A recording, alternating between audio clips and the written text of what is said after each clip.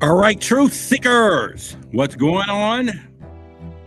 Today is Monday, and what a great day. We're going to talk about something that I think a lot of people put in their conversations when it comes to weather manipulation, whether it's cloud seeding or whether they're controlling the weather. A little cliche there on the word, whether they're controlling the weather. All right, you get it. So you can't go to the grammar box for that one, but it's all real. But we're going to talk about that today, and I'm going to shed the light on some military applications that they have been able to do, and if you're not aware, and an agenda that's possibly was to bring itself into fruition 2025, as well as I already think is already happening when we talk about this thing. And also, I'm going to share some enlightenment story of the weekend that I just it really touched my heart and others' heart too. And so we're going to talk about that. And for those of you who you just might want to know, okay, we're going to go on that as well. But for the most part, you could have been any other place tonight, but you chose to be right here, right now. And with that being said, I'm going to serve you and work with me, because this morning and over the weekend, which I had it planned last week, I had a dental surgery this morning. I was out like a light all this earlier today. I was just out of it. And it's finally shook off a little bit now. And so I'm not as high up as I was this morning and this afternoon. So I have leveled out a little bit, but just work with me patiently if there's a little more smoother tone today, because maybe I'm just mellowed and chilled, but either way, I'm going to get the point across and I'm going to get the information across. And with that being said, I am excited to be here with you as well. All right, so listen, we think about the weather and we think about how things could be, whether it's sunny, whether it's, whatever. And a lot of people don't understand that at the end of the day, that all of a sudden they could control this thing. They can control the weather. And when I say they, we talk about the big secret keepers. We're talking about the people behind the scenes, the puppeteers. But why would they want to control the weather? Why would anybody want to control the weather? Well, if you think about it in more of a humanity standpoint, you want to control the weather. If you got a place that's desolate or there's no rain in 30, 40, 50, 60, 70 days, crops or withering away, and people or there's a phantom of water and all of that, and you can play Mother Nature or play God in some of their thoughts, that you can just make it rain, just like the Bible says, or whatever. But somehow they figured that out. And of course, notoriously, I think, and in a way that they learn to weaponize the knowledge of manipulating the weather. And when things go weaponized, then that changes it all. But see, what most people don't really pay close attention to whenever they weaponize these things, they got to test them. They always got to run a test. There's no way of them just saying, oh, it's going to work like this. The theory or the hypothesis is going to be this, if we do that. They're going to run enough hypotheses, right, test to come up with a theory that this is what's going to go down, or whatever they want to call it after that. So we're going to talk about that in a minute. But most of you probably familiar. If you hadn't, you can Google HAARP, HAARP. That was the first remnants. And this was a system that was designed a higher altitude or aurora or whatever in Alaska. And according to the research I've done years ago, it was a guy, he designed it, and he wanted to help rainwater and all of these things. Well, quickly, the military saw the applications of this and took over the whole facility or wherever they do. Where I don't know if they bought it, whatever. But now it is really deep to who's all behind HAARP and who's funding it and who's there, during their thing. And it's really important there. And when you start thinking about it, you got DARPA, you got the Navy, you got the Air Force, you have the National all of these people are funding this, meaning they're sharing the research. And if they're sharing the research, then it's going to go down with that. But what I'm going to do tonight, I went over some research paper that I read quite some time ago, and it's all about, the weather being a force multiplier, okay?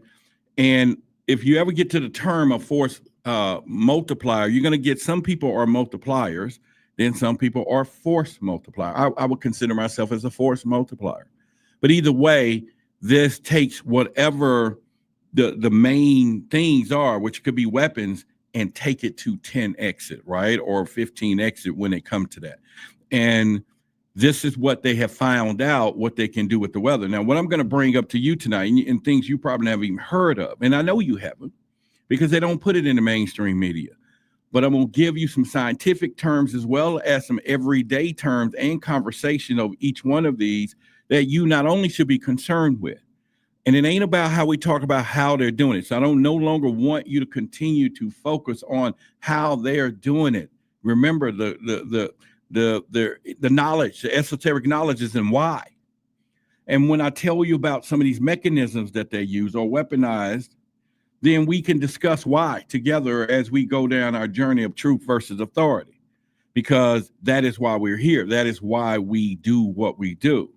And then, of course, momentarily into the show, I'm going to pause the show and tell you about what happened this past Saturday and what we're going to be doing after that. Okay. And that way we get more people here in the room. And if you were with us Saturday, put it in the chat a little bit, or whenever I get to that point and I can call you out and pretty much, because, I just love you guys. I really do. However, as we get into the show, one of the things that we're going to discuss is, once again, so I had this report, and it was all about weather modification to serve military objectives by the year 2025. So some of the things I'm telling you was already in some effect, but then some of them has been tested, which I have my own personal theory about this Texas stuff, and as tragic as it is, and hopefully none of the family members are watching, because it's not the conspiracy of what's happening to their loved ones or what had happened. But I was real concerned with one statement, just one statement that our senator said. I picked up my children a few days ago from summer camp.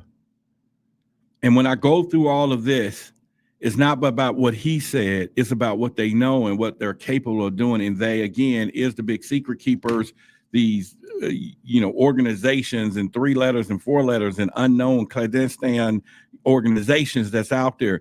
And I want you to get to a point to understand that there's a new thing that's happening in our world today. There's things that are happening right now that goes unnoticed that people are not paying close attention to. And it's time for us to begin to give you subtle hints of those things. And as weird as it can be, there's a lot of truth in what we're going to be saying in future shows and people that we're going to bring here. Because obviously now, the more you see it, you can't unsee it. And when you keep seeing it, then you know what's really happening. And then the more of what's really happening becomes to be seen to you. And then you get this whole new objective viewpoint of this world that we live in, this illusion that we live in.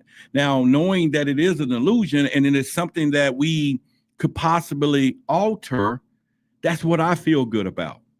I feel good about, because it's all about manipulating the illusion and how we interact with this holographic world, that I would say. Now, I know somebody might be saying, Ryder, what the hell are you talking about? Holographic or whatever. Take it as you will. Touch the trees as you will. Rub a plant as you will. Kiss a dog, whatever you want to do. But the real world is they're doing something that we can't see.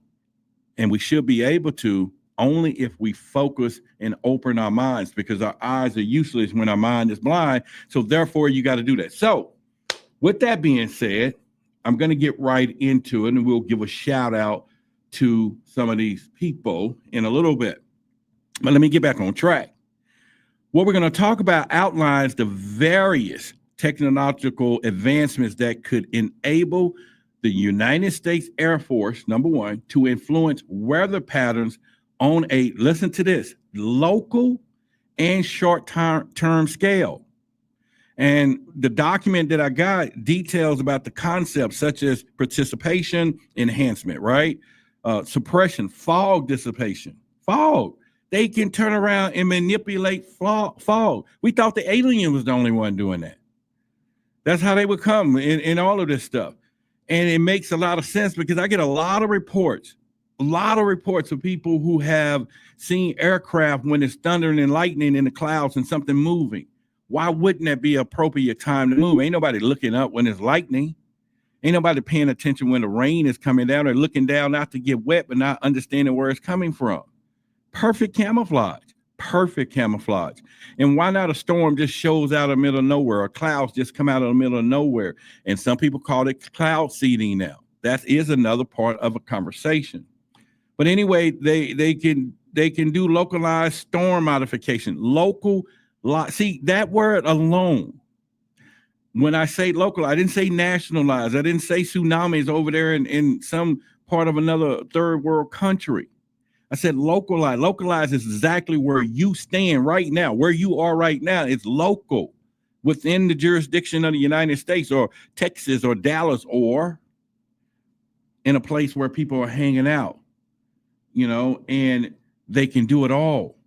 Now, we have movies out there that have, showed, storm walls and earthquakes and meteors coming and all of this stuff. Somehow they always do it. And I'm beginning to believe some of these people that are in Hollywood, they all maybe not be bad folks, but whatever it is, they're making money off entertainment. And so somebody's telling them some truth and they're putting it in movies, little slight hints, and they ain't making this stuff up. Ain't nobody sitting around and saying, we're going to think of a horror movie, and that horror movie is going to be a giant wave 80 feet tall that's going to wipe out a whole city. And it's going to turn over a boat bigger than the Titanic, and we're going to write about it, and then we're going to call it Poseidon, the water, right? Nobody's going to talk about, we're going to, there's a volcano is about to erupt, and I guess you can make that movie. But when you just start really detailing events and things that would happen, but also could happen and did happen, they're making it happen. So furthermore, we're going to discuss the exploration of the ionosphere. I'm going to get a little technical with that and near space communication there. Because like I said, it's not just happening here. They're able to take ground stuff and send it up to satellites, and the satellites come back and hit the clouds, and the clouds then rain on you and me when they want it to. But then also, I get it. It's our military, and we want them to protect us. We want us to be the most lethal military arsenal on the planet so that we're not bothered by any of these fools out there that are out there trying to do different stuff and take out each other and all that stuff, and they just leave us alone because we are feared by the military. So I'm with them on that.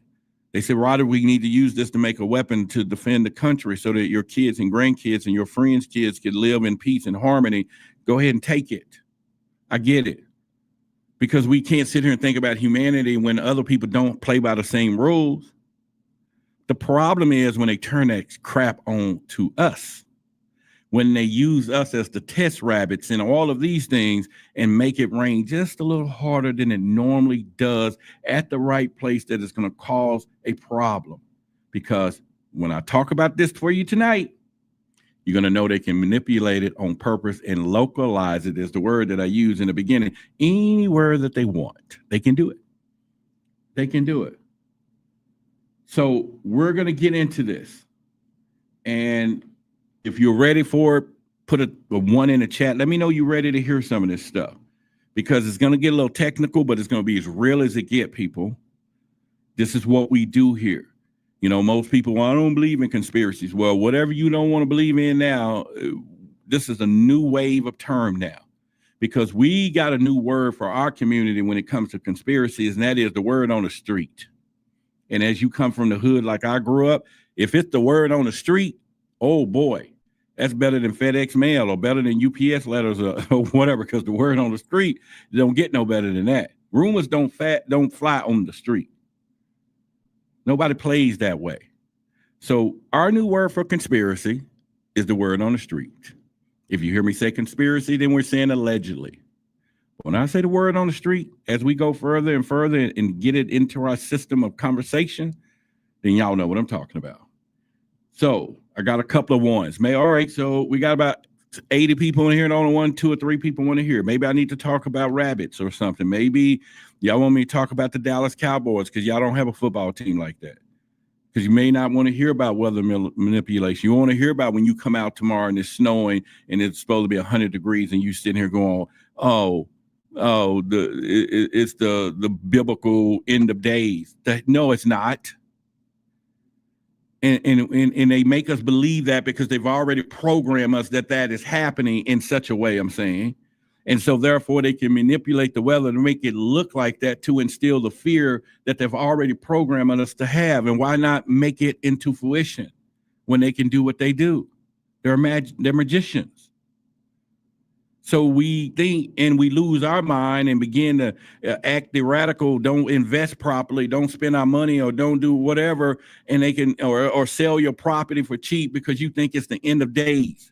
Because all of a sudden it was raining in a place hadn't rained in 100,000 years and 15 frogs fell out the sky or 100 birds got hit by lightning because they forced it where the bird flock was, because they can do it on purpose. But you're going to call people and say, man, it's the end of days. You know, I'm just telling you. I'm just saying. So these are things that you want to know, because you're going to start finding out. It's going to be hot in places that it was already hot. It's going to rain in places that didn't rain as much as it did. It's going to snow in places that normally didn't snow. And then we're going to have people standing up in a thing talking about the ozone.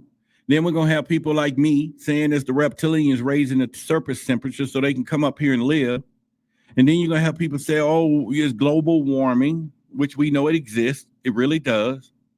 It's going to be so many things except for somebody behind the curtain like the Wizard of Oz who says, let's make it rain so hard in a place in Alabama that whales is going to be able to swim in a place where you can't even get a damn tadpole to swim.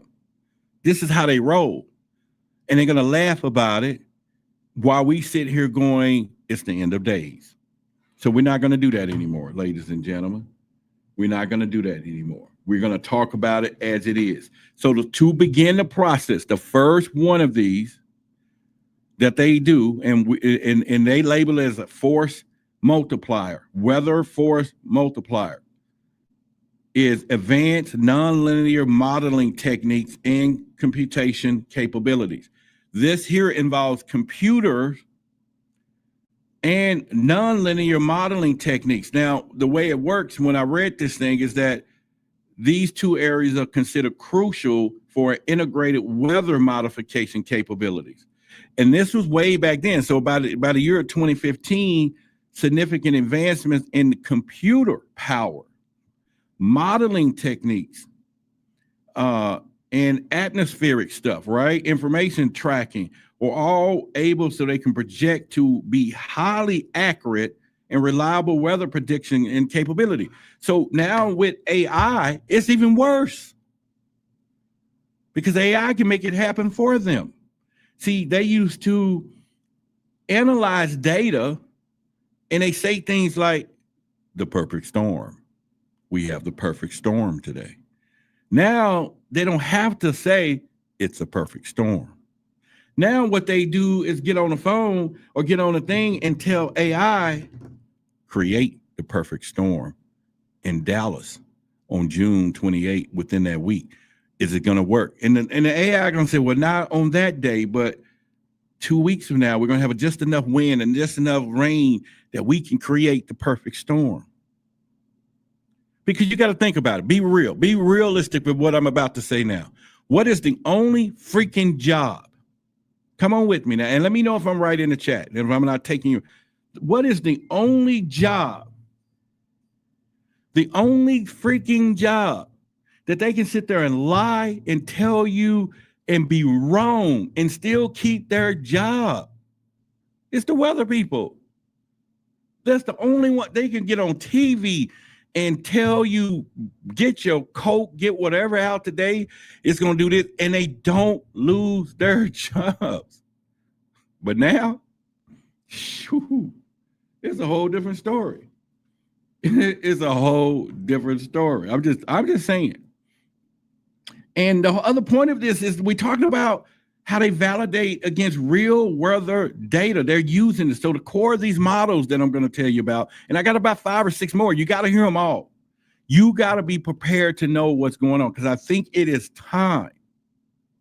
And ladies and gentlemen, after the weekend that we had this weekend with the people that showed up, we got some beautiful folks out there, and we got some talented, gifted individuals. And boy, they're going to have a problem with us bringing them together the way we're going to do it on a street level, because they didn't see this one coming. Or they see it on the big stages, but they didn't see it coming. And we got them. But listen, before I get to that, we're talking about models that use sophisticated software and hardware capabilities to rapidly process trillions of environmental data points, trillions of it, integrating them in usable databases, disassembling weather information in real time. We saw the movie Twister with Dorothy. They was just trying to get the little things up there. They bigger than that, folks. They way bigger than that now. Huge. Now, one thing is to know what is happening. Remember, I told you that. The other part is why it happened, and now they don't create it when it happens. Ooh, I can stop now. Right there, that was like a church moment right there. You know, that was right there. I can say it again, when it happens. You know what I'm saying? It's like that's the whole part of the conversation. I don't even have to say nothing else. Y'all get the whole show. However, documentation v. conversation. So we're going to continue down that road. So what they call it right now is the Global Weather Network. Look it up, GWN. I give you enough information you can see, you can hear, you can read to waken your curiosity to the possibility of weather manipulation. And you go do the rest. But anyway, the report that I was reading suggested that researchers have already demonstrated control over single variable nonlinear systems in laboratory settings. Hypnotized that current mathematical techniques and computer capacity could manage systems up to 5 times variable. And such progress would make it feasible to influence regional weather patterns through small continuous adjustments to one or more influencing factor, potentially even leading to a made to order weather with sufficient lead time and right conditions. So Mother Nature is going to do their part. So listen to how this works. Now, Mother Nature, they're not manipulating Mother Nature within it. Mother Nature creates the ingredients, okay? They have to have that. They're not just going to put the ingredients. Oh, well, they're getting better at it. We're going to say that. But at the time of this first part, they was doing more regionally. Remember, I used the word localized when we started the show. So we're going to go from global, regional to localized to now it may just rain right on you when they want it to. You just feel wet everywhere you go. And then you all pitiful and thinking the world and nobody loves you because it's raining everywhere you go. And maybe they targeted you. I'm not saying they did it or doing that, but you get what I'm saying. But let me back up. Let me bring it back in. The part I'm trying to say is that they have to see what's happening with Mother Nature. So they go, well, Mother Nature is going to make it happen over here on Tuesday. But then this is where the title or the word I call Force Multiplier, things that I am, and some of you are, because we take other things and that are great and make them greater. So now they know how to become a weather force multiplier. That's dangerous, people. A force multiplier in the real world is dangerous. They see those people dangerous or things or whatever. They may see you dangerous. And there are some of you are force multiplier capability, but you sit in the dark. You don't say nothing. You talk among yourself. You don't come out and stand on this rail like some of us do. I got a lot of people that I know won't say some stuff, and they're smart, they're intelligent, and they by themselves, and they're going to take it with them. But yet they say they want to change the world. Some of them, I know that's another conversation. I'm not here to be doing that. Sometimes my heart takes over when I think some people should talk when they're not talking or do talk. I think there should be more than just truth seekers. There should be truth speakers now. That's a whole new terminology. But that's just me. That's just me, because there is so much happening out there. But I'll stand on the mantle. I'll stand here. But where I'm going with this is that they have the ability to be a weather force multiplier. And so now they can take the butterfly effect. Thank you. See, the universe is like, you go with the butterfly effect. They can figure that one out. The little bitty butterfly in Africa flaps his wings. But by the time it finishes, freaking tornado here in Texas. But they skip that now. They skip the butterfly effect. They don't need to do that, because they can take the little wind right now here and turn it into a typhoon somewhere, if that right now here, if they wanted to, with the right conditions. And see, that's another thing that I think that we should pay a close attention to ourselves, because when you're talking about the right conditions, everything needs to work in the right conditions. You, me, relationship, whatever it is. But with enough data, they can do it. And this is how we are not seeing the world. We're not seeing the world. We're thinking AI is just only here to maybe get rid of jobs, or maybe to make something work faster. Because if AI can make it work for you faster at $20 a month, and some of you may be spending 40 or 50 like me, because I got AI Claude, I got AI Gemini, I got AI Chat GPT at $60 a month. Imagine what I can do with AI. But imagine for the people who put the system together, the creators of it, the ones who are taking in all of our $20 and using billions to use it behind the scenes. And we're paying for that. We pay for that exploration. We pay for the rabbit test and all of that. We do that with our lives. However, I'm just saying that we need to understand that AI and all of this data is not just being for, writing stuff or figuring it out. These people are using it to determine every action that we take. Every movement. AIs already know everything you do, every like button you click, everything. And so they can take that same system and put it into the weather, and they know when the wind is going to be right here. In matter of fact, as a UFO investigator, one of the things that they have us to do when we check for cases that people send in, and you might say, okay, there was an alien craft and I saw it and you sent it in, and people still do it now. They call me now. I don't know how many people forget that I'm a UFO investigator and send me stuff and think I'm not going to look at it. I may not get back to them, because once I break a hole in, I don't say nothing. But I can go into the system that we have access to, and I can tell you a public system you can use. And you can tell me the exact freaking time you saw that UFO and where you saw it. And I'm going to use the skill set that I was trained to do and use by that big old fat book in there and the certification that I have. And I'm going to pull up the exact longitude and latitude where you was possibly standing when you saw that UFO. And then I'm going to put the data that I have, and it's going to tell me the wind, how fast the wind was going right where you were standing, because we can get all that information tracked everywhere. And with that being said, I'm going to go and I'm going to know the cloud system exactly where you were, because then you're going to tell me you saw it 30 feet, 1,000 in the sky. And I'm going to know that there was 10, 15,000 big, giant ASS clouds. You couldn't have saw that, but you did. And then I'm going to track it down and know exactly what the wind speed and the weather and how fast it possibly could be going. So if it was going that way, and then I'm going to check flight radar, because you could have been like tattooed as a bird, as a plane, as Superman. You could have saw Superman, because data tells us just about everything we need to know.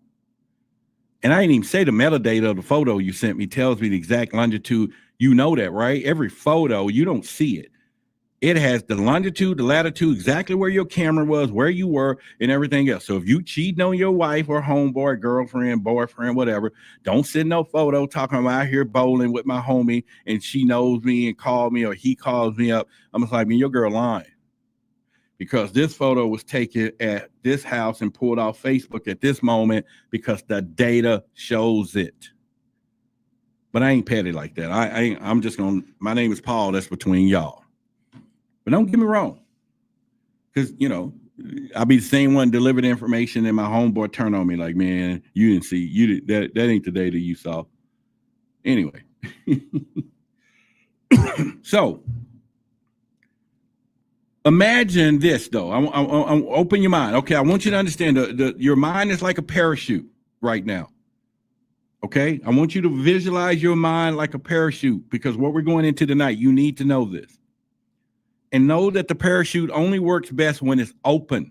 You can't have a parachute on and drop and don't open it. It doesn't work. So open your mind to what I'm about to tell you.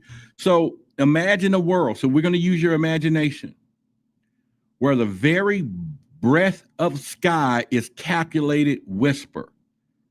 Boy, think about it. Think about how many you sat outside today and you said, I want to thank my ancestors for sending me this wind that just hit you at the calculated point, when it could have been a data test that they were doing. I'm just saying.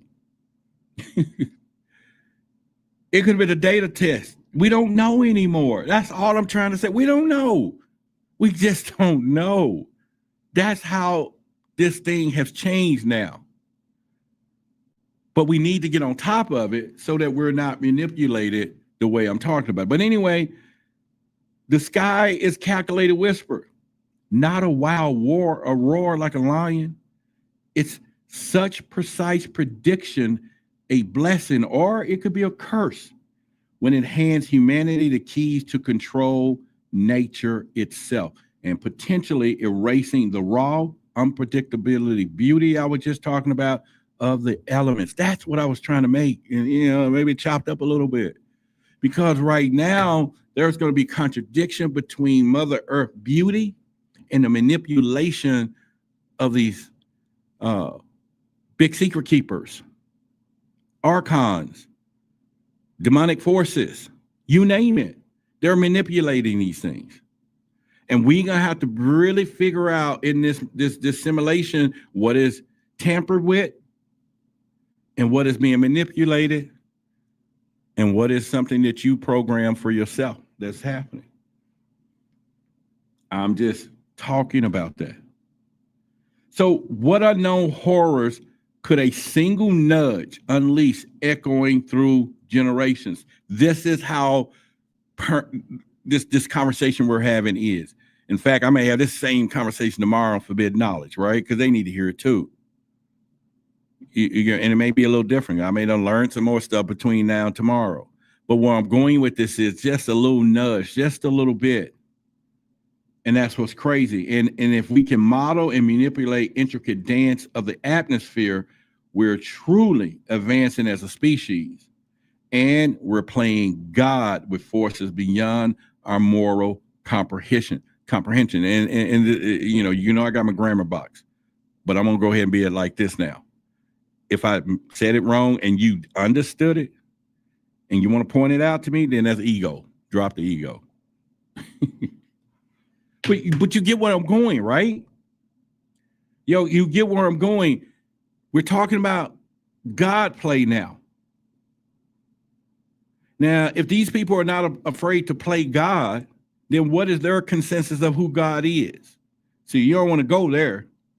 That's a whole nother level of conversation, because when these people begin to play God, obviously they don't fear the God that we think we fear, or they don't think God is the same God that they're teaching us, or to look in different directions. Because obviously playing God, you have no fear of the one that I would think I'm not going to play with, but they're doing it. And they ain't in a doctor thinking they got a God complex. These people are taking people out. They're clearing out land and houses and homes and resurfacing and now they don't have to come in there and buy you out. They can flood you out or rain you out or lighten you out, tornado you out or whatever. They can pinpoint it. You ever seen a tornado hit a house, jump over 6 houses and hit 2 more houses, and you go and look into the damaged area and you see houses that's untouched and then the other houses are just flattened? Imagine controlling that thing, that it goes where you tell it to go. And it turns a corner and wipe out a whole community that needs to be wiped out. and skip the ones who don't need to be wiped out, per their say. Imagine that. Imagine a world. And if you can imagine a world like that, then you're getting better every moment, I guarantee you. Because the power to forecast weather with near perfect accuracy for military gain raises chilling questions. That's why I call it weaponized. See, once they now said we're going to use it for military, and I'm going to explain to you in some ways that they would do it, but that takes it to unintended consequences at this point. Because what if the knowledge becomes a weapon? Now, think about what I'm about to say next as we move into another section of this tonight. If it could become a weapon, it can use to starve populations. Yeah, cause a drought, a famine somewhere. It can drown cities. We already know that can happen. We know it already here in Texas. Texas, for crying out loud. It can ignite wildfires. We already know that in California, for crying out loud. And all under the skies of natural disaster. You get what I just said now? Because it's too much happening right now from the wildfires, and you go down there and you start looking at some of those areas. I'm watching this guy's videos and he walks you through those areas. And when they tell the stories, then that becomes the why. When he tells the stories of people who were living on Malibu and down there, and he got houses and stuff, and that their parents bought for $8,000 back in the 30s and 50s, and then their grandparents bought it, and then their parents lived in it, and the parents passed on and left it to them, and it's their home that they grew up in, right there on the ocean, the most beautiful thing that they're looking at, they think. And when some rich person said, I want that, and now it's worth $20 million in 30, 40, 50 years, insurance that they have on a house can't replace the house because they only insure for when they got it. But the replacement value, because the cost of living is up now, then the house is uninsurable. See, here's the plan. It's not uninsurable, it's uninsured. And what happens is when they can wipe all those people out and say, okay, we're going to give you $1 million for this $8,000 house your mom left you. But they're going to say, no, my insurance, I want to build a new one. And even though that house is 1,800 square feet, worth $15 million today, but it was assured only up to a million, they can't replace it. For today's cost of living, they can't build on it again. So they got to sell it. They're forced to sell it. And that goes anywhere you at, anywhere where there's a flood, anywhere where it is, they can do this. And they can do it because they can control it and they can place it. And you saw it the other day.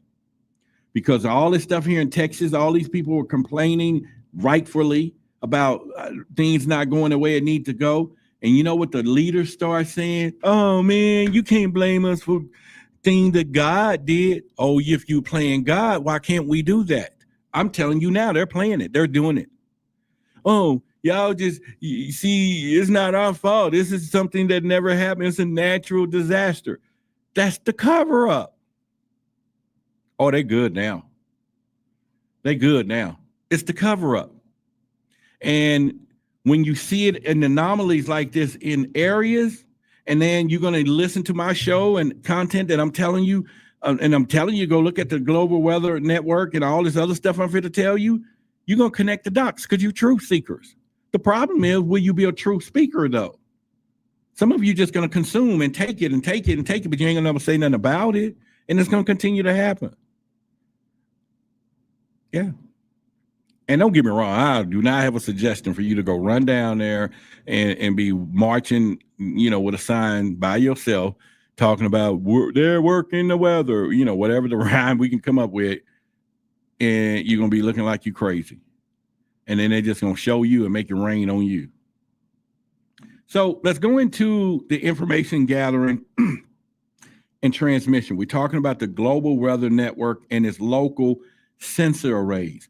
This is stuff that I'm starting to looking at now and how I see these things are happening. And I think it's important for you to really think about, because this is another fundamental area for developing weather modification capabilities. See, the GWN is envisioned as an evolution of current military and civilian weather data networks, becoming a super high speed and expanded bandwidth of communication by 2025. So see, it was what I'm reading to you now is stuff that I ran across some years ago, and they was predicting for 2025, and they're playing it out right now. And now all of a sudden they're cutting funding to NOAA and all these weather places because they don't want you to track it.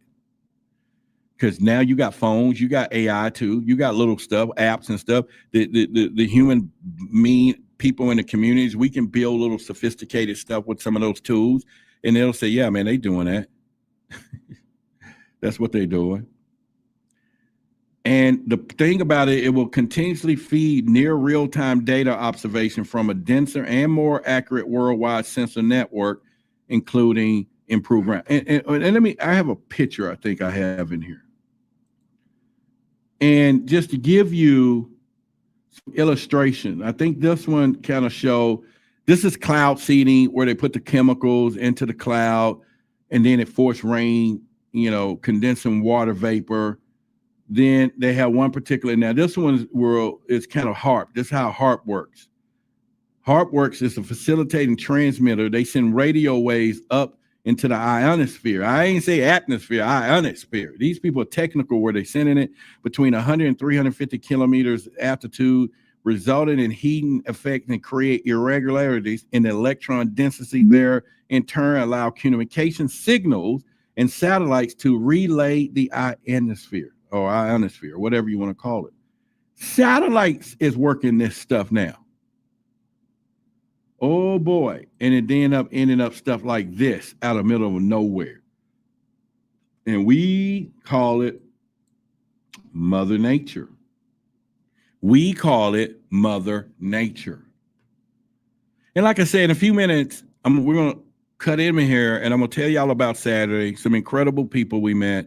And Maya, if you have an opportunity, I know you made a list of names. If you can screenshot, paste it, so I can call some of these people names who showed up. Otherwise, they got all these username, and we forgot to get people's username. Well, you might want them to tell us whatever. But anyway, if you listening and you have an opportunity to do so. But where I'm going with this is that they could really, and here's where it gets tricky. Here's where I think it's more important for you to kind of really look at, because now a highly accurate local area weather sensing communication system will provide the fine resolution data to detect effects or intervention and provide crucial feedback. This is what they're saying. But here's what I want you to understand. This system's nodal web nature would make it highly flexible. But anyway, the global weather network is so precise that it anticipates nature's every twitch. Now, Mother Nature has a follower. Mother Nature has a controller. Mother Nature now has a handler. And if you can manipulate one of the most powerful forces known to man, that would probably make you a god. That would probably give you a God complex if you're sitting at home in your office or your underground bunker and you can play God and make people bend the knee. And then we write natural disasters, like natural is just a word. Now, there is such thing called natural law, okay? And we're going to be talking about that in the future on this show too, because it works with truth versus authority. Natural law does exist. Natural disasters, shoes, could possibly be a whole nother thing. Now, the idea of creating weather for military advantage based on real-time data paints a terrifying picture, people. A world where rain, fog, sunshine. Okay, now, listen to what I'm about to tell you. I got a friend, I don't know if they're watching now, but said I was out walking in the sunshine today. And here, as I'm reading, they are saying that I'm saying, imagine a world where rain, fog, or sunshine are no longer divine blessings or natural inconveniences, but calculated maneuvers in silence. You get what I just said? Not to that person, but to you all. You feel me? And we think about the Truman Show. We think about King Kong throwing up to the fake sun and all this stuff. Something is there. But they also can calculate these maneuvers in silent and endless war. And what does this do to our collective reverence for natural world when its every aspects become a potential weapon or tactical resource? All right, so now follow me where I'm at right now, all of you. We always talk about how they manipulate the media. I'm an advocate for that, right? And the whole point is truth versus authority. You know, I've always told you, authority is not to be truth anymore. We don't need to, just because it's authority or that authority, and it is truth. Truth is truth. Now authority to me has moved to the mind. So they have now manipulated what we see, what we hear on TV, what we think is happening, whether financially, whatever it is, they manipulate everything. And now it's the weather. And then they call it natural disaster, and they can play God. People at one point or another, they're going to be manipulating the food, making it seedless. They're going to be manipulating the food that we eat. They're going to be manipulating the plants that grow, manipulating the water that we drink, manipulating the cars that we move. And some of you already are helping them build. The manipulation of it all is to control everyday life through finance. Right now, because you got cash, they can't find it, they can't control it. But when they get everybody into that crypto circle and make it a cashless society, and by the way, they're already doing it. There's a place I was just looking at that in order to shop at this place, it's a cashless mall, I think. You walk in with cash, and you got to go over to one of the machines, and you put your cash in, and it instantly prints you out a Visa, MasterCard. Instantly. And you just use it to shop. But it's a cashless society. So now they're like, ain't nobody getting robbed or nothing, right? Now, I'm not saying don't invest and get your money and make your riches so that you can withstand and be rich within the system. But when they complete the process and you don't pay your money, and then they digitally stop your money, or you want to go make a run for it, and go on some Caribbean island, and they digitally stop your money. And when you want to go breathe, and they digitally cut off your air. And when you want to go walk, digitally cut. See, it ain't going to matter to some of y'all until they cut off your sex or something. And you think you get ready to get some, and they digitally and shut your girl or boy down. I know I'm crazy right now about that. But boy, if they had the power to be sitting there going, oh, you think you finna make some love tonight?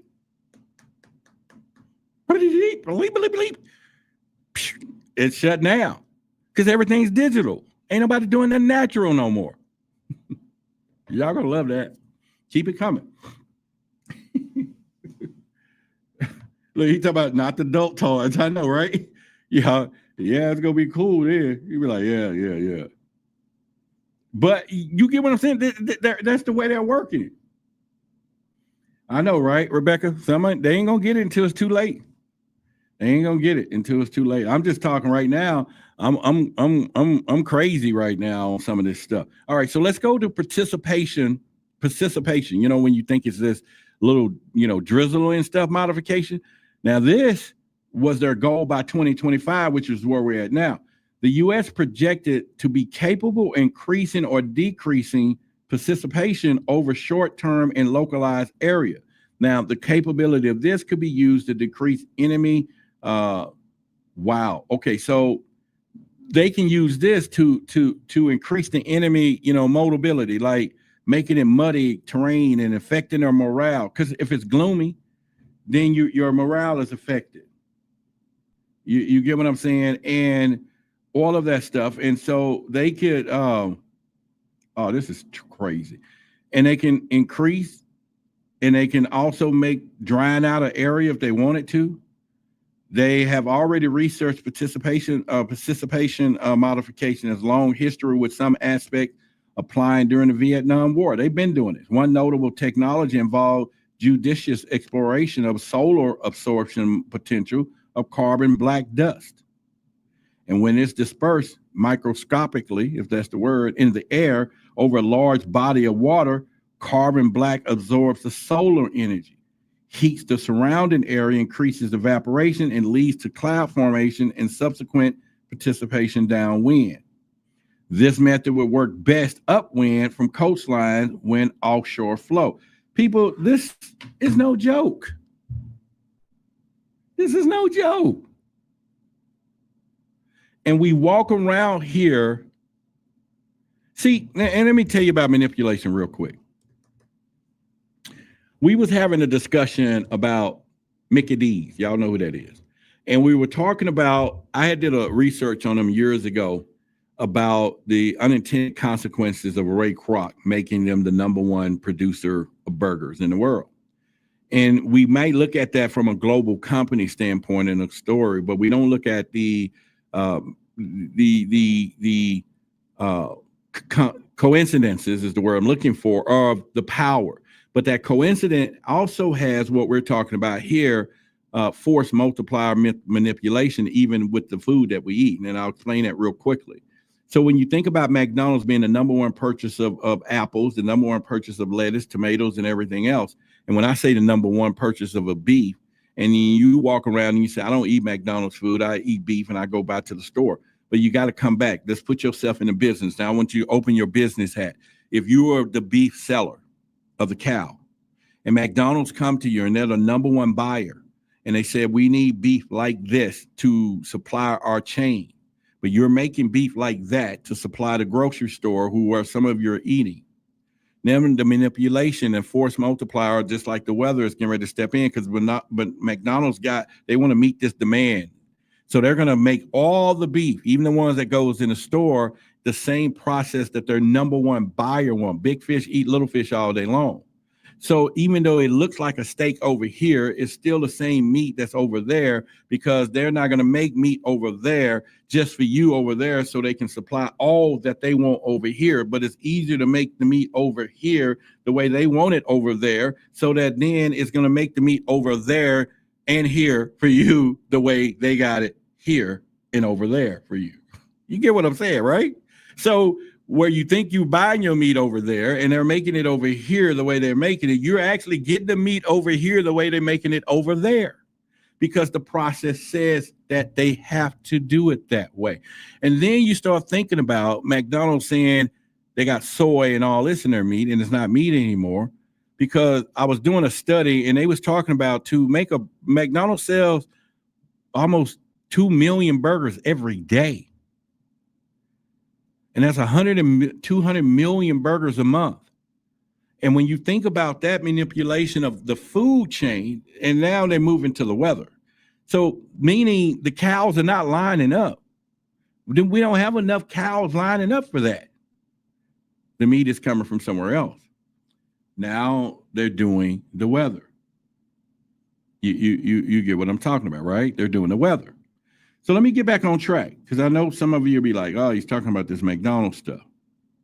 So where I'm going with this is saying that when they start manipulating this weather, they're able to put what they call the methods include using afterburn type jet engines that they use up there to generate carbon particles or uninhabited aerospace vehicles, UAVs, not UAPs. See, they already got names for those things, equipped with stealth technology, meaning we ain't going to see it, effect carbon dust production systems that minimize infrared heat sources for the participation suppression, clouds to be seeded using chemical nuclear is what they're calling it.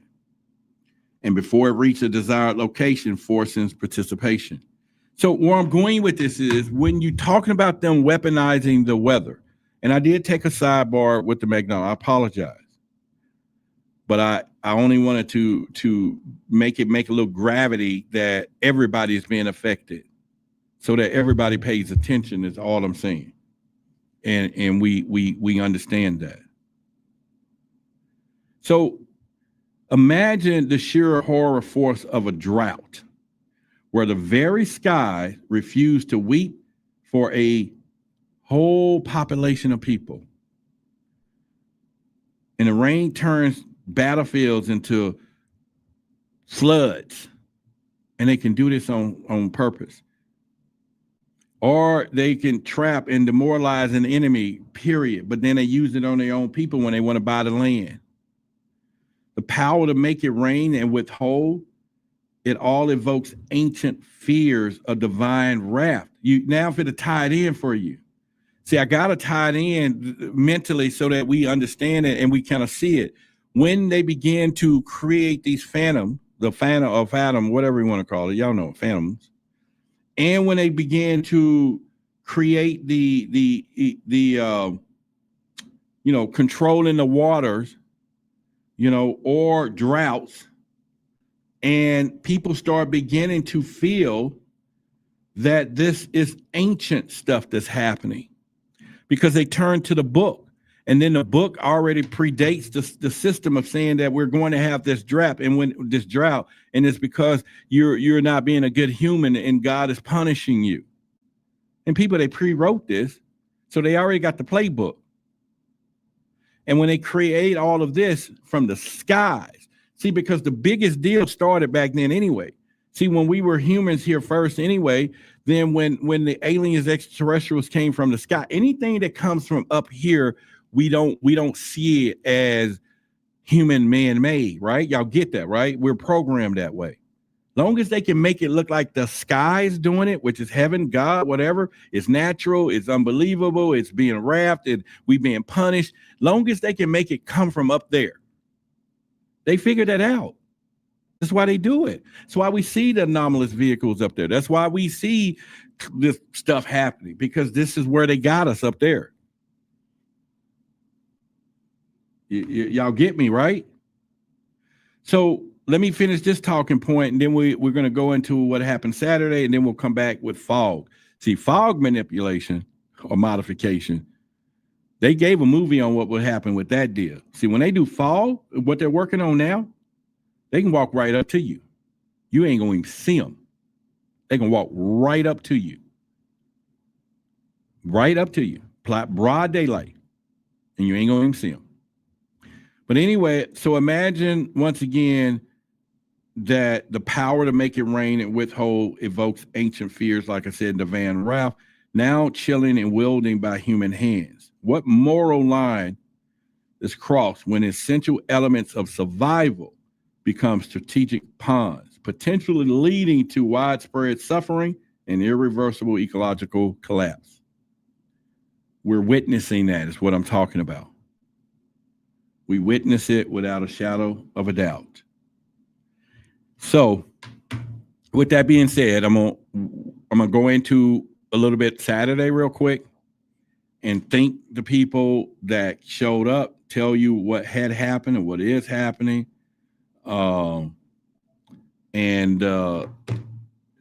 just how it all went down real quickly.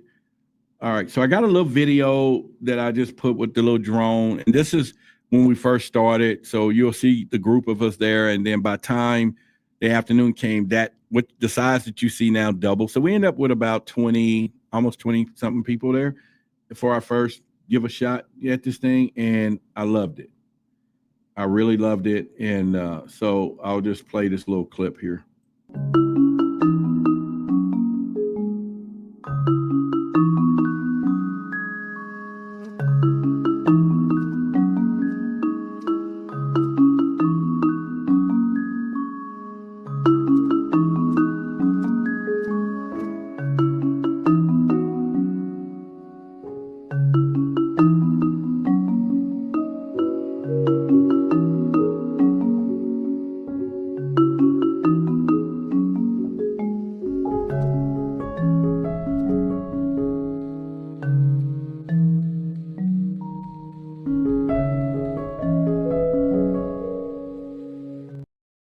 So that was the people that came on time. And then we had, well, you can come when you want, because remember we were there from 10 to 2, and it wasn't a speaking engagement, it was about opening. But by the time the afternoon came, then we were spread outside of that. We had a lot more people there, and it was just a beautiful thing. And let me say this real quickly. In spite of all the little bitty tidbit things that I did not do right, number one, I didn't put up a sign. A lot of people had trouble. I was getting messages they couldn't find us or anything else.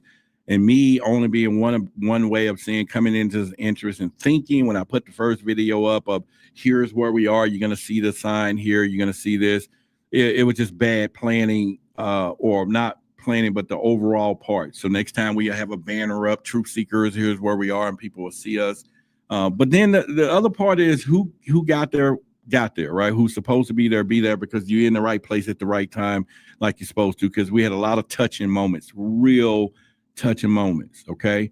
And it's not only bringing this into fruition in Dallas, where I'm at, right, and been here, and making new friends locally too, right? And not just that maybe hang out on the weekend, we still can talk some stuff or whatever, but we're going to do this every month. As you've seen, the next one is going to be planned August the 23rd, so mark the day. The location I will know for you in a few days, because TK, who's part of our audience, took us to their facilities, and we all fell in love with it. We went over there and took a tour afterwards, a group of us, and hands down, this is where we want to be for months to come to do it. So I'm going to talk with their administrator and work the details out for us. Air conditioned, chill place, the incense, the conscious community love it. Garden outside, and they're growing everything. They're growing everything. And you can learn, and there's a little place to hustle with the little kids, and maybe they want to learn. And the Jamaican dude, Boomer Clyde, was there. He'll teach you how to guard. It was just perfect.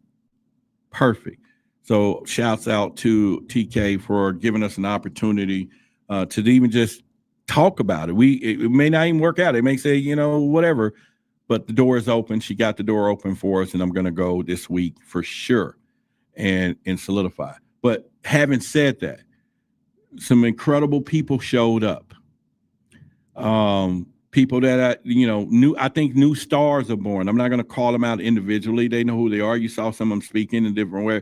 And there's people who've been waiting. But also, most important, there was people who found home, who have been waiting to be around like-minded people, or just conversationists. And you will feel the energy. We had people there, can see auras, and saw your aura and the stories. And it wasn't me just speaking. That's what it wasn't. It wasn't even about that. It was everybody just sharing their stuff and fellowshipping with extraordinary stuff. And it was so powerful.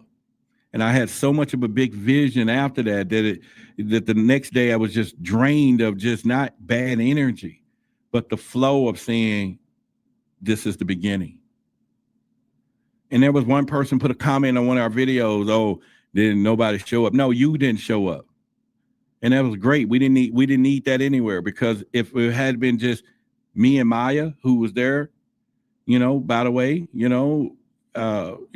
she came in time to save me from a war, because I was fighting for the spot. It was like 200 people against me by myself. You know what I'm saying? And I'm scrapping with them. I'm like, no, I'm holding this for the Truth Seeker, because I got there at 7:30 a.m. Even the roosters wasn't up yet, because you have to grab the spot. But the new spot we're going to go, it's us, baby. We just show up.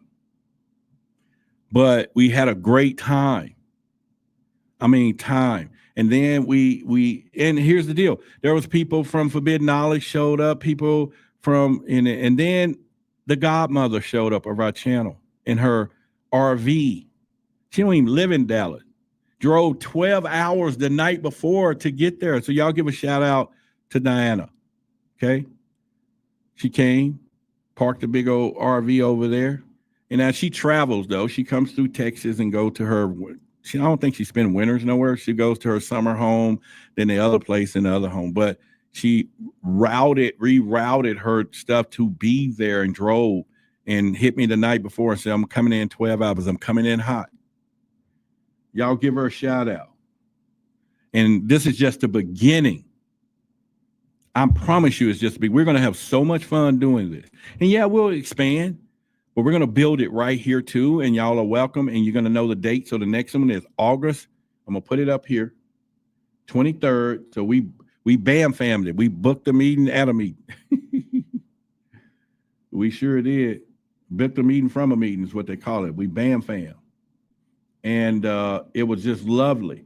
And then the most beautiful thing happened.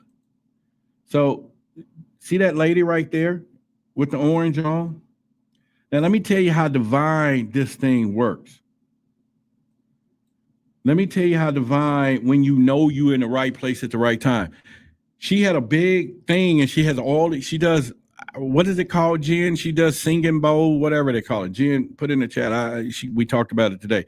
But now here's she was walking by because she over there at the tree, if you saw the drone, there was she's there every Saturday doing free silent, for people. You just come up and she's going to teach you how to produce the silence in your mind through singing bowls and instruments and everything else. But here's the deal. She comes there every Saturday with the 10 feet away from where we were. And just so happened, she watched Forbidden Knowledge and saw me talk about it and didn't really know where we was going to be, but and walked up and said, what's your name again? Or whatever. And then she said, yeah, I watched. Yeah. And that's how divine it was. Then it was someone else following her who came over to us. Why are y'all here? Because it wasn't that we looked like we was having a family union. The energy was so strong that people were gravitating to us. And then I would just say we're conspiracy. We're doing what we're doing. And then we had people coming up. They start coming after that. So what y'all saw in the beginning, it was people all around.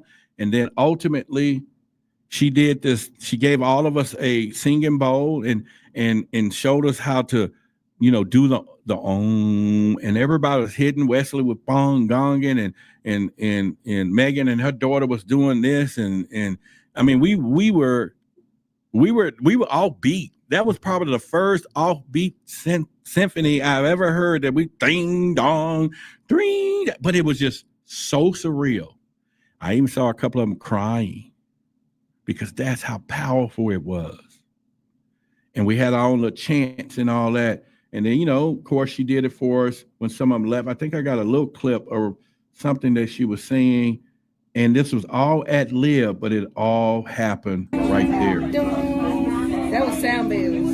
I was in a retreat one time. I mean, my dad's that's what I went for. She had the big huge ones. I made the belly. I left the planet. Yeah. And this was when half of the people had already left. So she went on and brought everything over. And it was ad lib and it was powerful.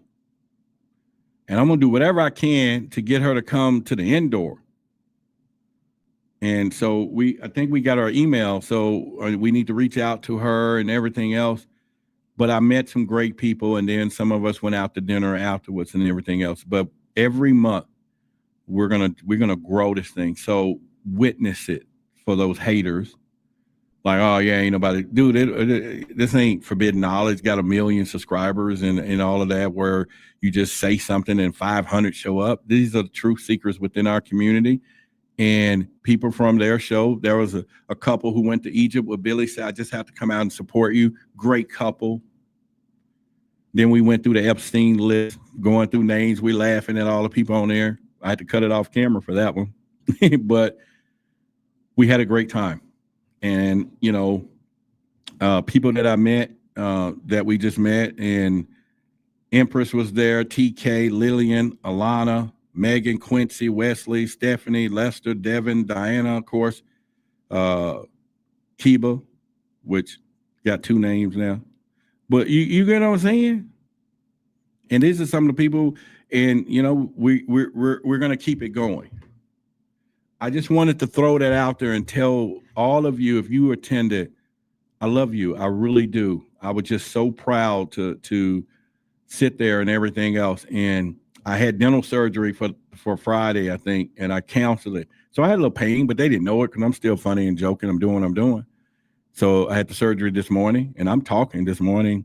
I'm not high, but I'm talking. So I mean, they went in there today, and whew, they went to work 8 o'clock this morning.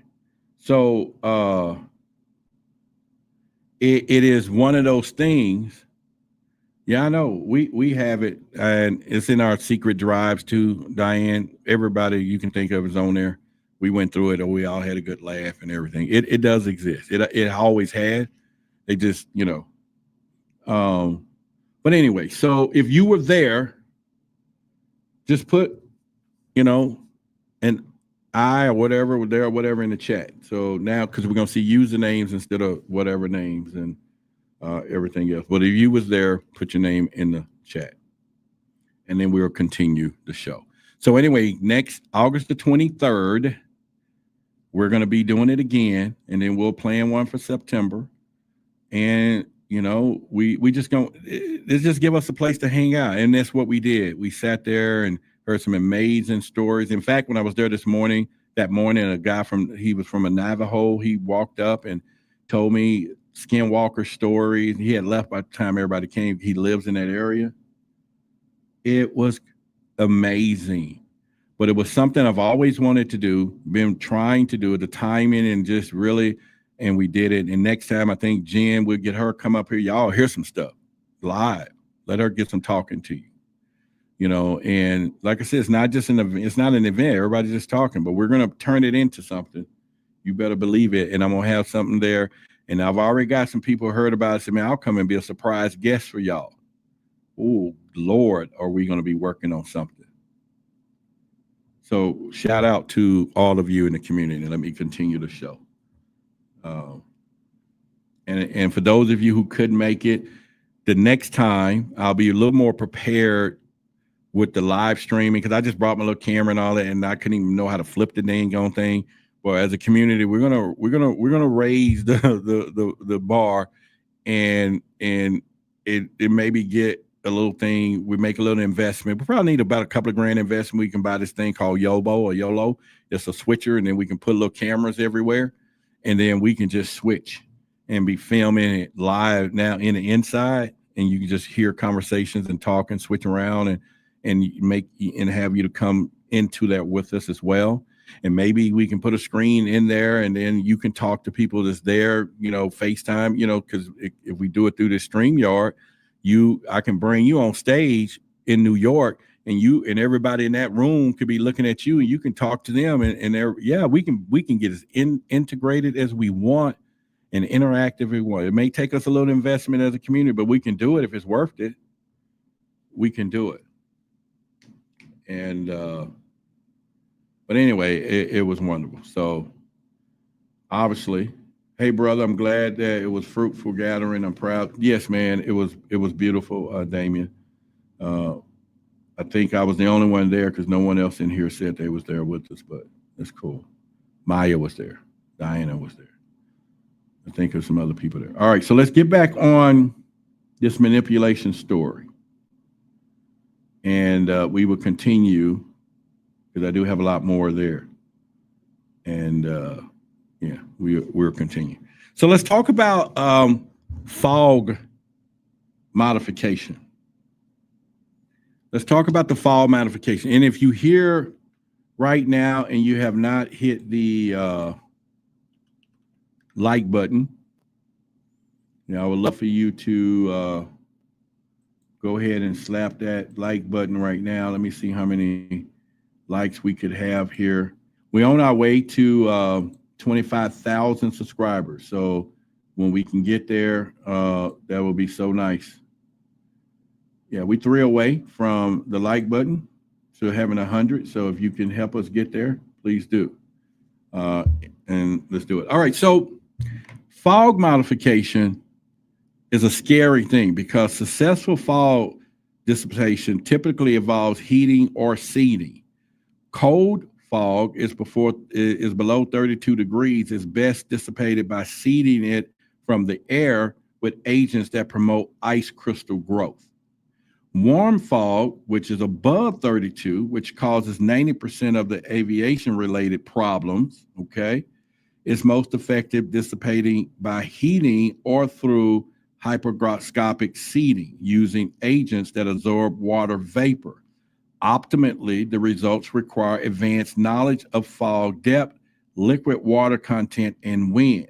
Now, emerging technologies include directed radiant energy, such as microwaves and lasers for heating. Furthermore, smart materials based on nanotechnology now are being developed for seeding purposes. Now, these nanoparticles could adjust their size, their buoyancy, and communicate and steer themselves and change temperature polarity for optimal seeding effects. UAVs, which we talked about earlier, which is uninhabited aerospace vehicles. They got these things that goes untected up there, has been demonstrated and generate those fog using commercial equipment. People, concerning this, concealing an army, listen to what I'm getting ready to tell you. Concealing an army behind an artificial summit veil of fog or clearing a path through nature's mist for surgical strikes. This is tactical brilliance. I will say that. There was a movie called The Mist that came out, and this fog was just wiping people everywhere. But it also is a sinister manipulation of our very own senses, a betrayal of natural reality. See, manipulating fog takes it to a whole nother level. Fog is a whole, it ain't got nothing to do with cloud seeding, raining, blocking, nothing. When you can make it get foggy,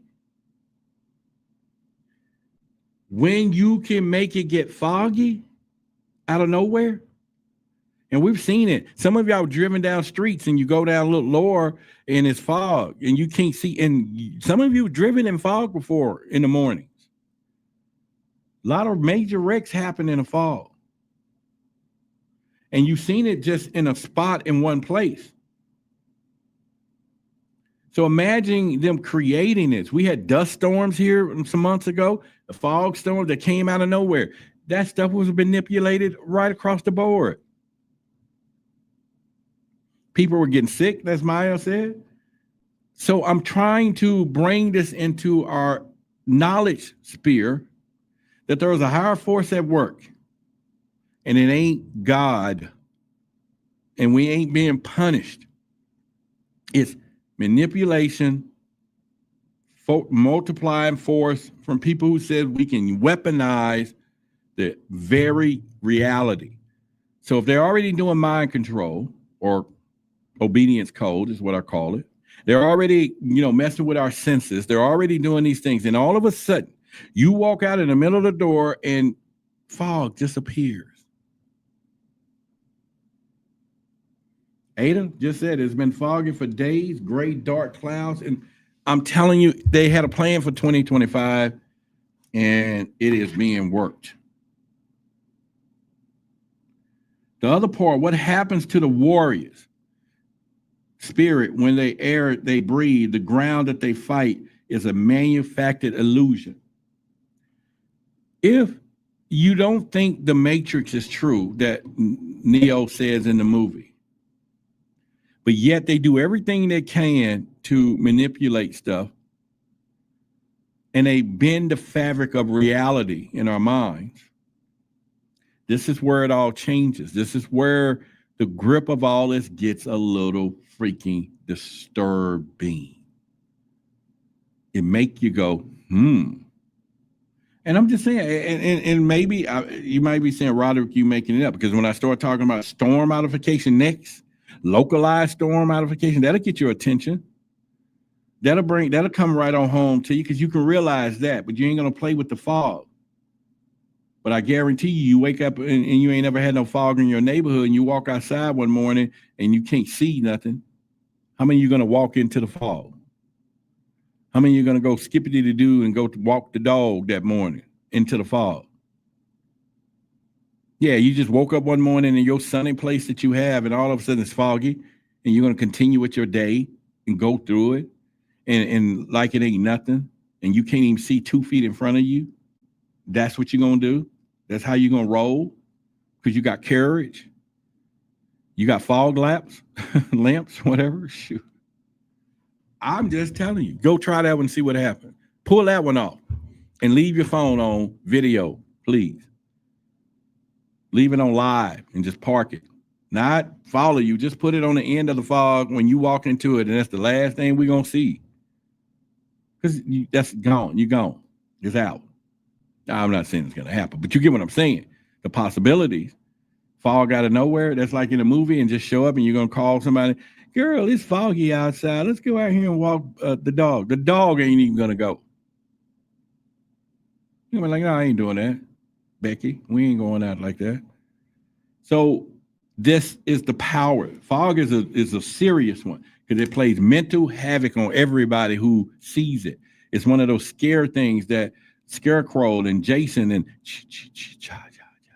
Crystal Lake stuff takes you all the way back to the Halloween and Crystal Lake when you see fog. That's the one the movie, you understand the ending of the movie when they're talking about fog. You understand the ending of that movie, period. However, how long until the truth itself becomes a casualty of engineered reality where nothing is as it seems and trust erodes into paranormal? That's what I'm talking about. It ain't going to take long for that truth becomes an illusion. And then now we got paranoia everywhere, and they're working on that. They're building it, they're testing it, and they're using it, and they do it. And we just walk by our day, and all we say it was a natural disaster. If it was natural, that sugar, honey, iced tea wouldn't have happened like that. Now, some stuff do. We know that. Because we got 100-year floodplains. They already been knowing that. We know when it's tornado season. We know when it's spring, summer, fall, the four elements. We should be knowing that, the equinox and all. We know this stuff. But what we don't know, when it's in summer, it's cold. And when it's cold, it's hot. And when it's fall, it is whatever. And when it's raining, when it's supposed to be dry, and where it's dry, it's raining. And where it's no fires, it's fires. And where fires is, there's no water to put out the fire. Whoa. Think about that. Am I just making this up? Am I making it up? That's all I'm saying. No, I'm not. I'm not making it up. Yeah. Damien, you're right. That movie, The Fog. Shoot, that was when they created that movie, that was on. Now, storm modification, we're talking, this is where I want you to really pay attention to where we're going to go deep here, because we're talking about localized thunderstorms and lightning. Modifying storms is deemed to be the most aggressive and controversial type of weather modification of all times. Let me repeat that to you. Modifying storms is deemed to be the most aggressive and controversial type of weather modification ever have been done. The report focused on localized thunderstorms due to immense energy levels of major storm systems and the associated political, environmental, economic, legal, and moral consideration. When they do this one, it pops them all. This is what you see down here now. Political, environmental. It's hurting economically. It's got legal. People are going to get sued left and right. They're looking for who caused it. And then it's got more consideration. Why didn't they do more when they knew?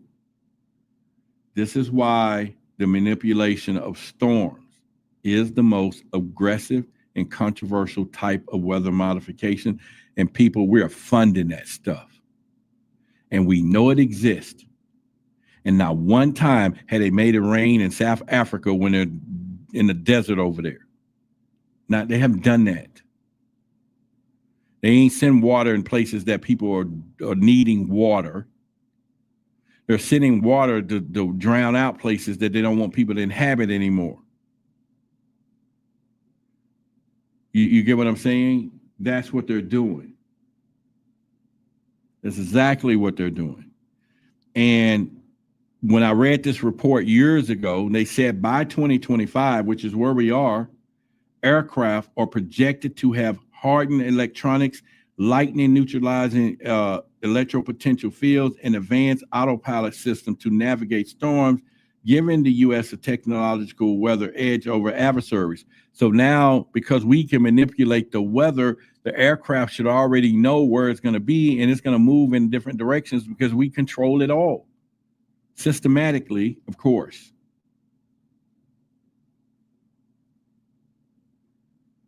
Now, when they're talking about weather modification technology for storms could involve increasing latent heat release, providing water vapor for cloud development, and increasing surface atmospheric spheric heating to boost instability, primarily by adding conditions to generate cloud and storm development where atmospheric conditions are already unstable anyway. And research in lightning modification could be aimed to increase potential intensity of lightning. Who wants to increase lightning strikes? They do. That's already one of the most powerful things now. But imagine,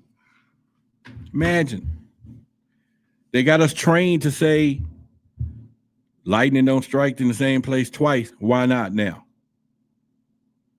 Or that was a stroke of lightning, like, man, you know, and we used to lightning. We walk around every day seeing lightning, never hit nobody, nothing. We just walk around, don't worry about it. Now, tearing folks up, tearing things up because they're manipulating everything. I know I'm just talking on this stuff, but I think some of these conversations, I know it ain't about aliens.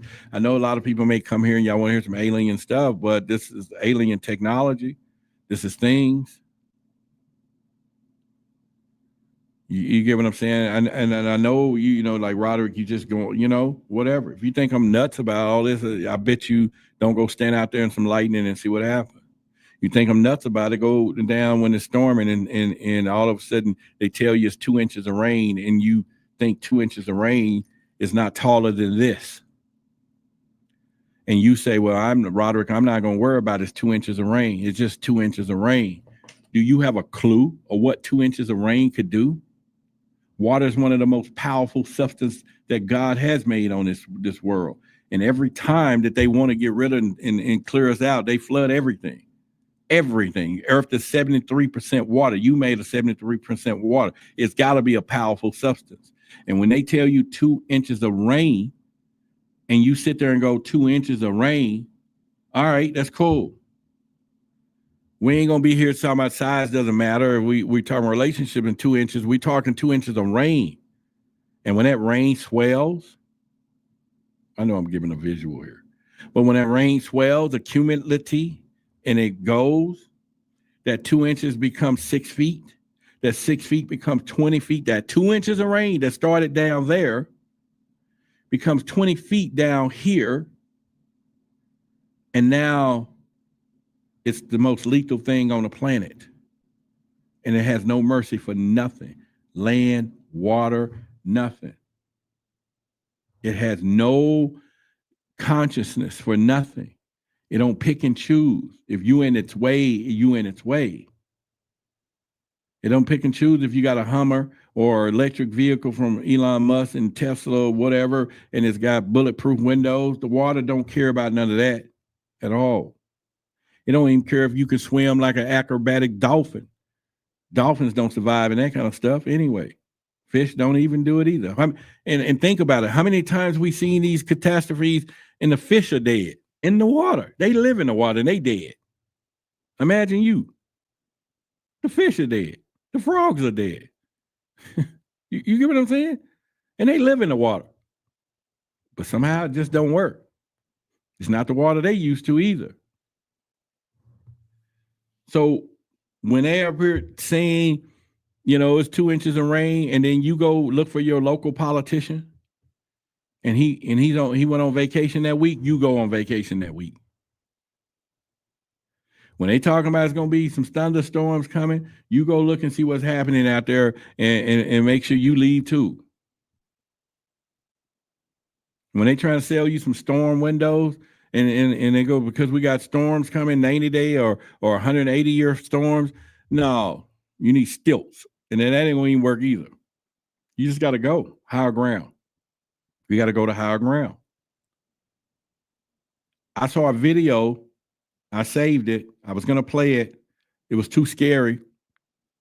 The guy worked for whoever organization, government organization, said that they already know it. That's why they're splitting the government up into two places. The water is going to be coming, and it's going to California, Florida, all these places are gone. They already know this, he said, allegedly. Parts of Texas, they're 200 miles up in Texas, so Dallas is a little further up, but all that stuff down there is out. Is out. I'm just telling you now, put tracking systems on your politicians and everybody else. When they move, you move. Or run for office and keep us all plugged in. That's what we need. We need to put our own insiders and politicians in the political field. That's what we need to do. We need to groom some of y'all children who are truth seekers by blood, because we're going to make sure it's bloodline, just like they do, that kid is a bloodline of truth seekers, pure blood truth seekers.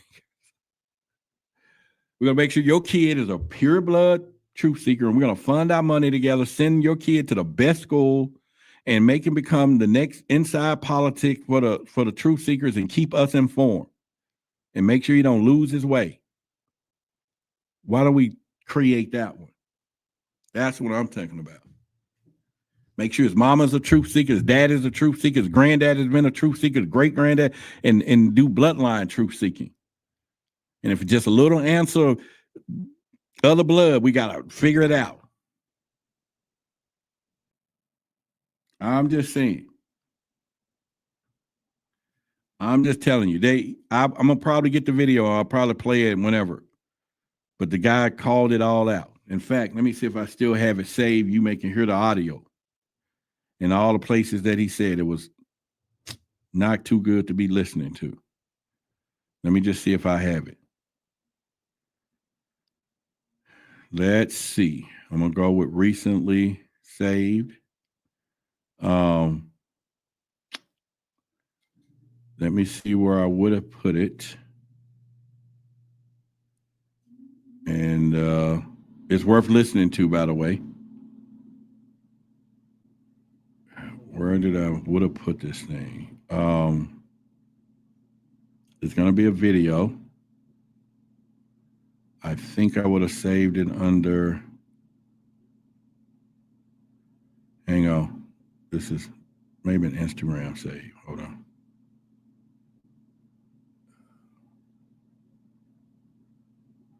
Saved.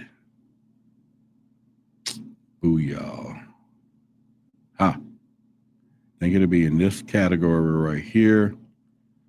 Hold on a minute. I think I got it for you.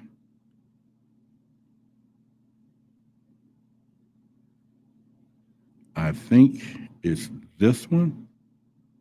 I wonder if it's this one. Let me check.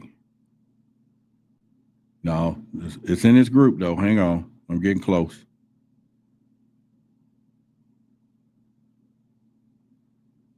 I'm getting closer.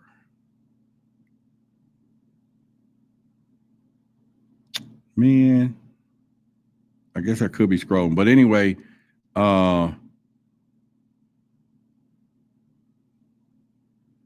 wait a minute. You got to hear it. I know I have it. I just saved it this morning too. All right. But anyway, so they talked about the places and what was going to happen, man. And he was he called them out. All of the different stuff. Let me go back one more time. All right. Let's see if it's in a different collection. Content collection. Let's go there. And I'm sorry, I know, but don't get off here. I'm telling you now. Oh, I think I got it. I got it. Okay. Y'all want to hear the audio? I have it. Do y'all want to hear it? Let me know. Let me know if y'all want to hear it. Otherwise, we'll get ready to get off here anyway. Otherwise, I'm going to put it on speaker and let you hear it. It's a video, but you might want to hear the audio and what he says. Just one person want to hear it? I know you down. If not, I'll call you and me and you can listen to it. You get what I'm saying? You got this. Judith, Damon, I'll call y'all. I'm talking to some of these people I don't know. Do y'all want to hear it or not? Okay, so let me get my speakers out. And let me see how I start over here. 200 miles wide. Okay. A couple hundred feet deep. Okay, here we go. I'm finna play it. Y'all check it out now. There will be no more Florida. There will be no more Florida. Which brings up something else I'll mention in a moment, which is fascinating. The Gulf Coast, about half of Alabama, a little more than half of Mississippi, almost all Louisiana will be underwater, and Texas, devastation at about 80 to 100 miles inland. West Coast, not quite so bad. It gets pretty high elevation pretty quick. There's an inland sea, what's going to become an inland sea. So the problem with California is that's where all the people live, is on the coast. What do we have in Los Angeles? 15, 20 million people? They'll be gone. And you got Washington State and Oregon. The middle of the country, the Mississippi River, will split the country in two. Mississippi River will be 100 to 200 miles wide, a couple hundred feet deep. The government's already planning for this. The main new capital will be Denver. Talk about that a little bit more. The eastern capital and the minor capital would be Atlanta, Georgia, the highest elevation major city east of Mississippi. The government is already splitting, like, for example, the U.S. Army. The United States Army Northcom, Northern Command, is being split east-west of the Mississippi River. They've been doing that now for 8 or 10 years.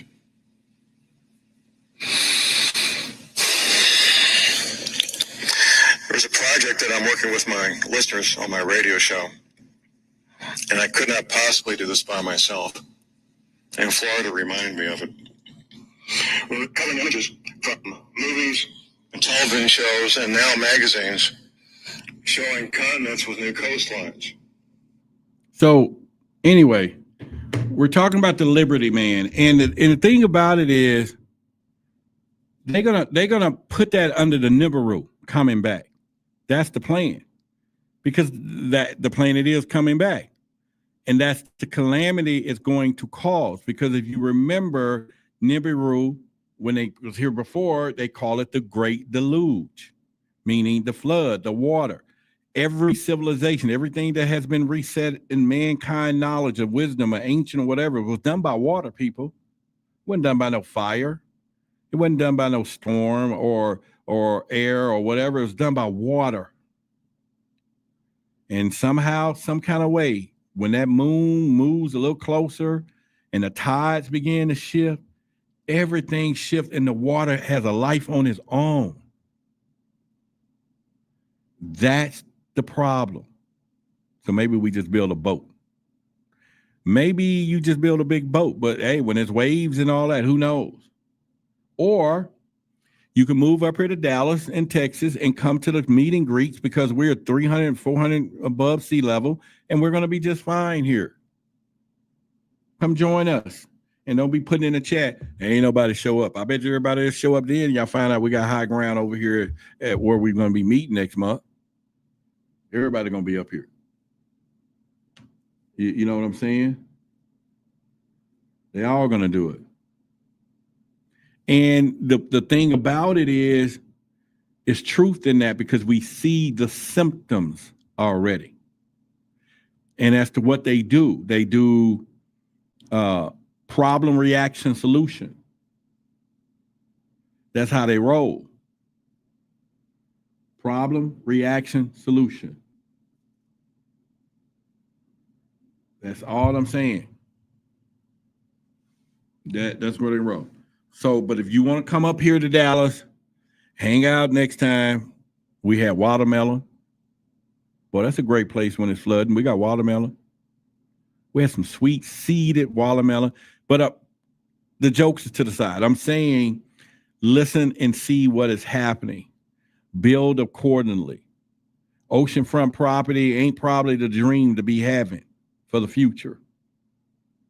Especially if they want it and you don't want to sell. especially if you want to write your kids out of existence and leaving them the oceanfront property and saying in your will, never sell it. You stay here and enjoy the view because it's the cosmic view that the world is giving you, and you get the sun and you lay on the beach and you deserve to be here, and you leave them the house on the ocean and you demand that they don't sell it. Hopefully your kids watch this show as a kid when they're not supposed to. And they grow up and know the for sale sign is going to be there when mom go.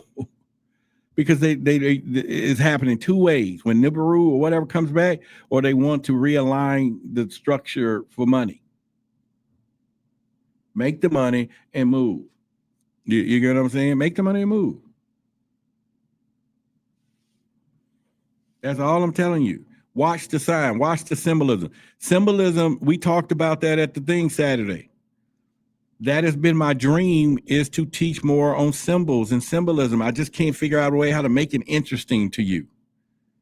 How to give you the power of the circle, the triangles, the squares, a flower, the symbolism of a rose, and other than what you think it is. Jen and I have been scratching brains. Oh, well, my brain, hers will come up with 1,000 ideas in 2 seconds, but mine takes 3 days for 2 ideas. But you get what I'm saying, to make it infotainment. I got to make it infotainment to teach you the truth and share with you. I'm still working on that, because we don't want to come here for no lectures. It's got to be infotainment. I got to entertain the information. How do you entertain that? When it's necessary for you to know. And the mind is designed for distractions and all of this stuff, deliberately making sure that you don't comprehend the stuff that you're supposed to have.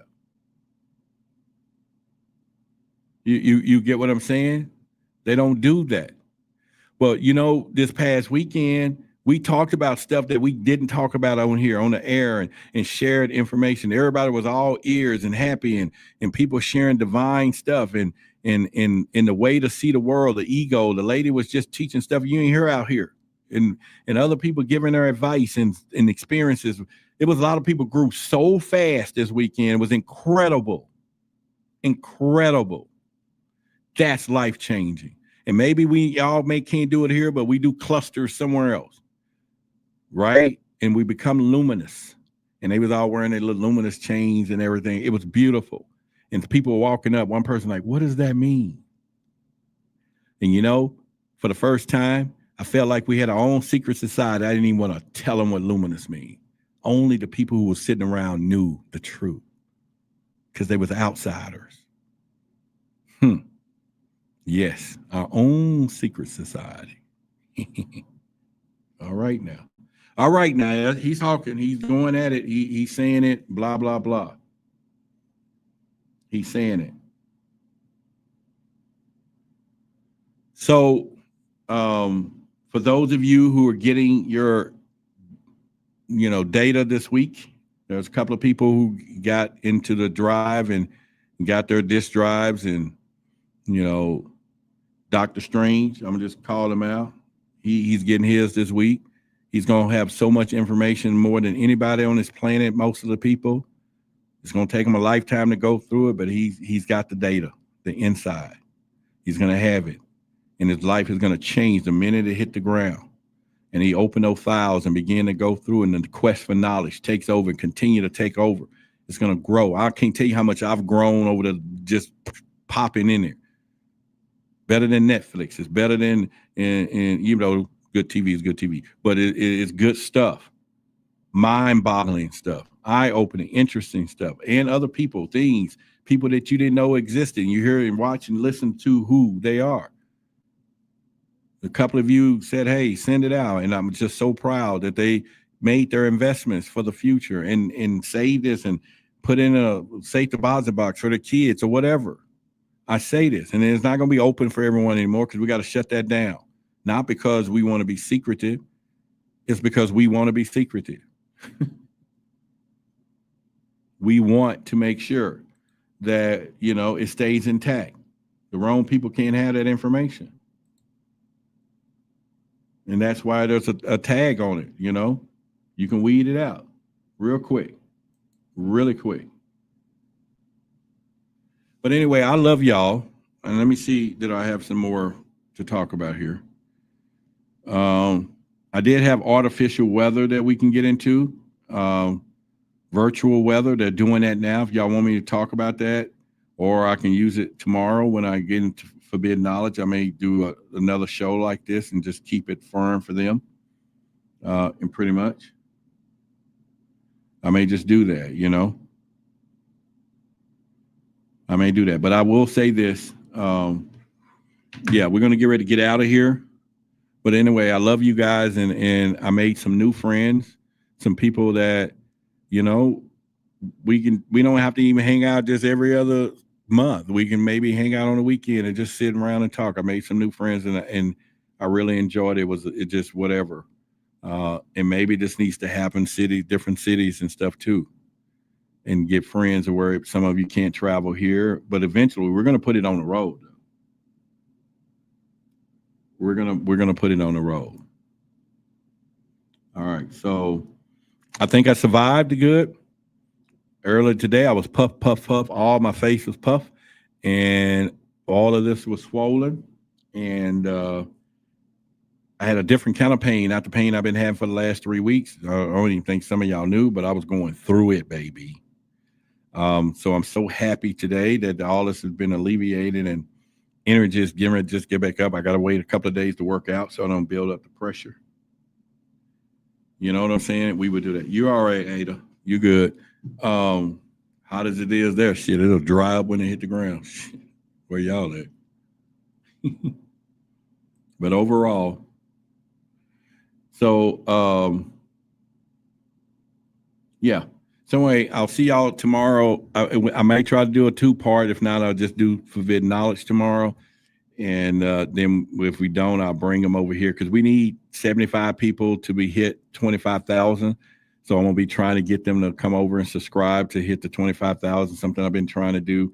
And then we'll hit 50, 75 to 100. But 25,000 is a hell of a mark of subscribers and an achievable goal. And I remember the first 1,000 and now whatever from there. But all of that we're going to do. And Sonia, thank you for telling me I look handsome today. First I've heard it. Thank you. And all right, so we're going to leave out. I love y'all, okay? We'll see y'all tomorrow. UFOs. UAPs. Unidentified anomalous phenomena. Unidentified aerial phenomenon. Who are they? Where are they from? And what is their intent? All questions that immediately come to mind with the mention of UFOs. A Pentagon report is detailing a dramatic increase in UFO sightings, more than 350 since 2021. Many of them are explained as being drones, birds, or weather events, but about half of them remain unexplained. There's a whole fleet of them. Look on the ASA. My gosh. They're all going against the wind. The wind's 120 knots from the west. Look at that thing, dude. This video taken by the Navy showing what he describes as pyramid-shaped UFOs flying over the USS Russell off the San Diego coast in July of 2019. The Pentagon has since confirmed that the video is authentic. Headline edition, July 8, 1947. The Army Air Forces has announced that a flying disc has been found and is now in the possession of the Army. Army officers say the missile, found sometime last week, has been inspected at Roswell, New Mexico, and sent to Wright Field, Ohio, for further inspection. Late this afternoon, a bulletin from New Mexico suggested that the widely publicized mystery of the flying saucers may soon be solved. Army Air Force officers reported that one of the strange discs had been found and inspected sometime last week. Our correspondents in Los Angeles and Chicago have been in contact with Army officials endeavoring to obtain all possible late information. Joe Wilson reports to us now from Chicago. The Army may be getting to the bottom of all this talk about the so-called flying saucers. As a matter of fact, the 509th Atomic Bomb Group headquarters at Roswell, New Mexico, reports that it has received one of the discs that landed on a ranch outside Roswell. The disc landed at a ranch at Corona, New Mexico, and the rancher turned it over to the Air Force. Rancher W.W. Brazil is the man who discovered the saucer. There's footage and records of objects in the skies that we don't know exactly what they are. More people are coming forward with their own sightings. videos recorded by U.S. Navy personnel have added a new layer of evidence to the current national debate about UFOs. Right at that moment, I saw what looked like 5 lights flying in formation in kind of an inverted check mark.